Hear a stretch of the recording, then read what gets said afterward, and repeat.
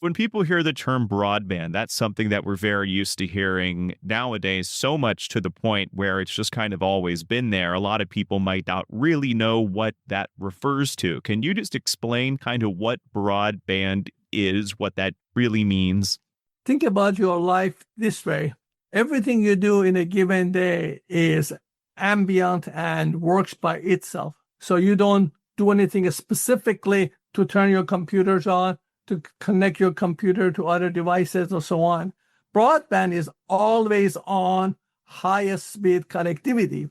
Always on basically means when you turn your computer on and you're working with that, you're automatically connected to the entire network of the computing devices and sources in the world. So a broadband is a digital highway that is always on, always connected, always available, all the resources at highest speed, where you would not differentiate, oh, can I receive this content? Can I receive that video? Can I receive this type of a file? In fact, the reality tells you that with the broadband and always on, you are part of the ingredients of the data networking around the globe, and you have access to anything, anytime, anywhere. That is your life. Now, think about yourself this morning. You got up this morning, you probably touched broadband 4 or 5 different ways without even knowing you were touching it, or you had to do a special connection. You might have talked with your parents. You might have been able to do your banking. You might watch a little video. You might have seen some news, or more importantly, you might have an interactive meeting with a number of the people. All those are using now broadband infrastructure without even knowing it. Obviously, now it's like you said, in everything. When these technological innovations were first made back in the 80s and 90s, how did that creation impact consumers, the economy, and Silicon Valley at that time? What was kind of the immediate impact closer to the beginning?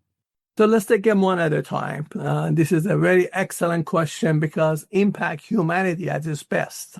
How did it impact consumers? Consumers, as the word indicates, to be consumed, receiving at home, but only consuming information. They were never a producer. They never could create. You're creating these podcasts from your place, so you are not a producer. Doctors can look at an X-ray. A variety of the teaching can be done in that nature. So what broadband did to consumer made the consumer to be producer at the same time, not just consuming information, but you also could contribute and be able to provide number of influencers in social media and so on and so forth. That's one. Now let's look at the Silicon Valley. Almost every corporation in Silicon Valley, or for that matter, Austin, Texas, or Boston, needed to have a always-on broadband infrastructures in order their social media networking or the services that they provide to work, all the way from our friends in Ubers, all the way from our friends in Facebooks and so on and so forth, to the Netflix. Those companies would have not been able to really take advantage of the dial-up and provide the type of services they do. So the Silicon Valley got its life by having an information highway, which was empowered by the broadband. Now let's bring those Silicon Valley companies and the producer together. All of a sudden, we have built this global economy now as a result, because now you have a toolbox. Your toolbox is beautiful software services made by all the corporation innovators that are on the board and Silicon Valley and other places. Then you have the producer and consumers now taking advantage of this toolbox. And as a result, everything comes together and now you have a global economy.